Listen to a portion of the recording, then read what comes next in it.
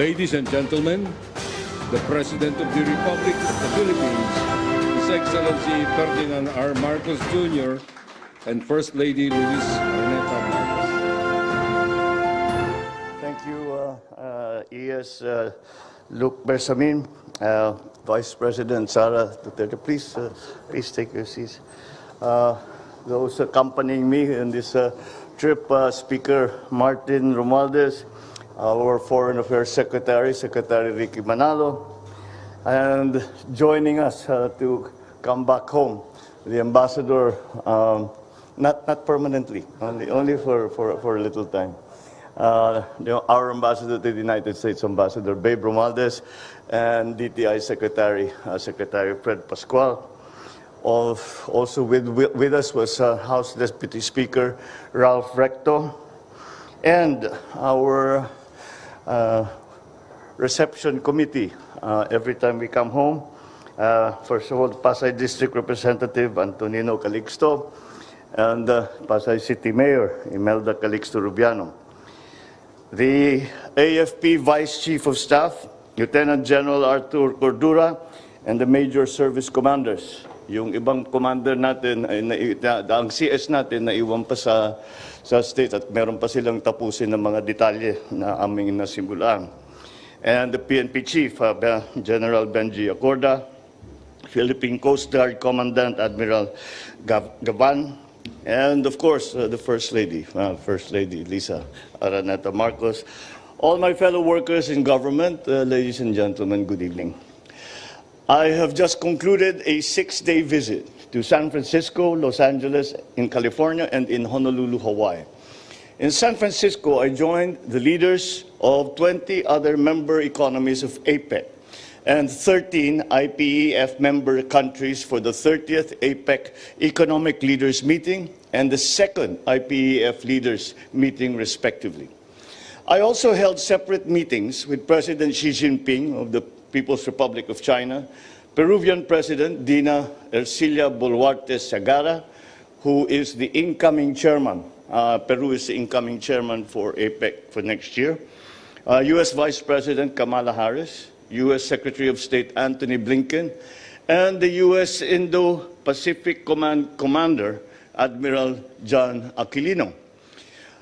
Our discussions were, of course, very productive, with innovation, resilience, sustainability, and inclusiveness as cross-cutting themes that are buttressed by our commitment to further strengthening cooperation and to address challenges that are common to all our economies, both economic challenges and security challenges. These reinforce my discussions with leaders during the APEC Economic Leaders Meeting, in which I pushed for our priorities in clean, renewable, and just and accessible, affordable energy, food security, health systems, digitalization and digital transformation, and digital inclusion of MSMEs, and of course, climate action through regional cooperation. We identified concrete ways forward, as reflected in intergovernmental agreements concluded during the visit. One of the most important is the signing of the so-called 1-2-3 agreement, which is a civil nuclear cooperation agreement with the United States. This paves the way for potential nuclear power projects with American providers, as well as for streamlining licensing requirements for the private sector with respect to investments on nuclear-related intangible transfers of technology, while ensuring the highest standards of safety, security, and safeguards. This will bring us closer to our vision of a more energy secure and green Philippines. We must commend both teams, both from the Philippines and the United States, because it is my understanding that this 1-2-3 agreement that the U.S. has signed with the Philippines was done in the fastest time that a 1-2-3 agreement has ever been done. And that is why we have to congratulate both teams and for a job well done, and thank you to the United States for the support in this matter. We signed on to the IPEF supply chain agreement. It will serve as an important mechanism to improve supply chain transparency and to enable sustainable industry development, with respect to critical sectors and critical goods. It will also enhance the role of workers and the promotion of labor rights. The agreement provides a framework for mobilizing sustainable investments and technologies and knowledge transfers from IPEF partners, including the United States, to the Philippines. I also met a number of U.S. companies that are looking to enter Philippine markets, as well as further expand those that have an existing presence and operations in our country. Among them, since we were in San Francisco, we met with leading technology companies and investors from Silicon Valley. Our discussion focused on our vision of technological inclusivity and shared growth. So I look forward to the continuing collaboration between our agencies and these companies as we adapt to emerging technologies such as the generative AI to ensure that our regulatory framework and workforce development programs are responsive. Embracing the use of advanced technologies in the Philippines, we concluded a number of public, private, and private sector agreements with U.S. companies. The DOST and ATMO are partnering on an AI-powered weather forecasting system that will help the Philippines build resilience to climate change. Astranis and Orbitz Corp have joined forces to bring reliable internet connectivity to underserved areas in the Philippines. This $400 million partnership will be a catalyst for economic growth and digital transformation in the energy sector. Essentially, what that project is about is that now the Philippines is launching a satellite dedicated for the Philippines alone. And this is for communication, and this will increase the coverage of our internet providers. And by the way, we named the satellite Aguila. In the energy sector, Ultrasafe Nuclear Corporation and Meralco are undertaking pre-feasibility studies on micro-modular reactors. This partnership is a significant step towards exploring clean and sustainable energy options for the Philippines. The energy sector is a cornerstone of the country's industrial growth and development, and the government is continuing to be committed to finding ways to reduce greenhouse gas emissions and to increase resilience to climate change. We were able to sign that pre-feasibility agreement simply because the 123 agreement with the United States had been perfected, and that now gave us the green light to continue with those projects that have really been in the offing, waiting in the wings for the 123 agreement.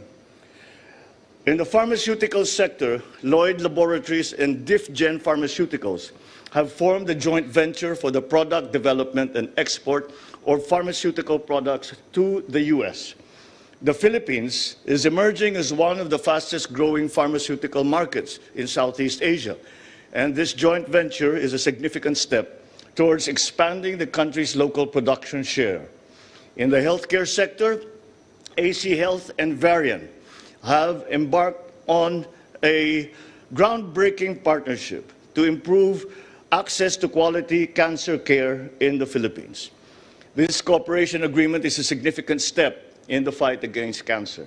It reflects the Philippines' growing potential as a leading healthcare destination in Asia. Altogether, we return to the Philippines with more or less $670 million in investment pledges that have the potential to create thousands of direct and indirect jobs for Filipinos within our country. We look forward to seeing more of these partnerships materialize in the months ahead, especially with the visit of the high-level U.S. Presidential Trade and Investment Mission in March next year. And we are also co-hosting the 2024 Indo-Pacific Business Forum. Just as an explanation, the high-level business delegation that is coming is a delegation that was formed by President Biden himself, and upon the request of the Philippines to explore the different opportunities for investment and for operations here in the Philippines, especially in the targeted sectors that we have been speaking about.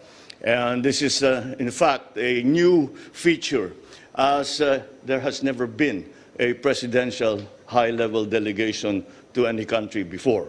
And that is, again, because of our continuing strong partnership with the United States.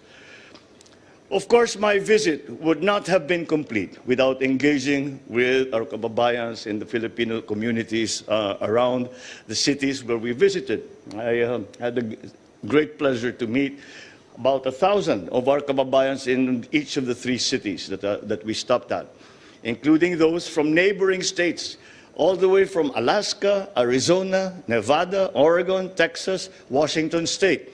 They came all the way to be with us both in San Francisco and in Los Angeles. As ever, I thank them for their valuable contributions to their communities in the Philippines and in the United States, including the political achievements of some Filipino Americans. The good words said of Filipinos around the world makes me once again proud to be a Pinoy.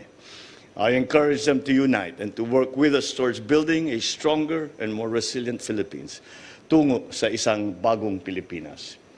And this morning, or at least that's what it feels like for me, earlier today, I capped my visit with a speaking engagement at the Daniel Inouye Asia Pacific Center for Security Studies, where I shared my reflection on the most crucial challenges to our common aspirations of a peaceful and prosperous future for the Philippines and the region, securing the peace in the West Philippine Sea, and securing strategic sectors and critical infrastructures up to and including cyber security and strengthening of our digital space.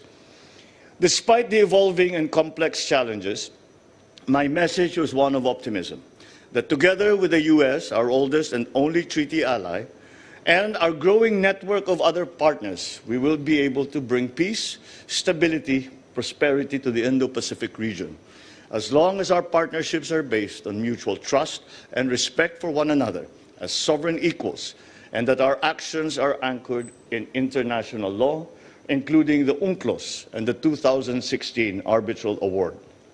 Maraming salamat at magandang gabi po sa inyong lahat.